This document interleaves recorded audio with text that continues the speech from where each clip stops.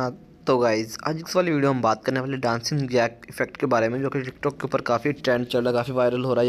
यहाँ पे सर्वे सर्फर वो गेम थी, उसका जो यहाँ पे जो उसका कैरेक्टर था, उसको यहाँ पे इन्होंने डांसिंग जैक का नाम दिया। और इस वाला इफेक्ट आप किस तरह से यूज़ कर सकते हो अपनी वीडियो के ऊपर, किस तरह से वायरल हो सकते हो। तो ये वाली बहुत ही अमेजिंग किस्म की वीडियो है, मतलब कि इफेक्ट है, तो आप इसको यूज़ कर सकते हो। तो आसान सा तरीका है, आपने इस वाले लोगों के ऊपर क्लिक कर देना, डांसिंग जैक के लोगों के ऊपर क्लिक करना। जैसे क्लिक करेंगे तो आपने आपने ये वाला पेज ओपन हो जाएगा डांसिंग जैक का। जैसे ये वाला पेज ओपन हो जाएगा तो उसके बाद आसान सा तरीका रह जाएगा आपके पास। आपने क्या करना है, आपने यहाँ पे यूज़ दिस इफेक्ट के ऊपर क्लिक कर देना है।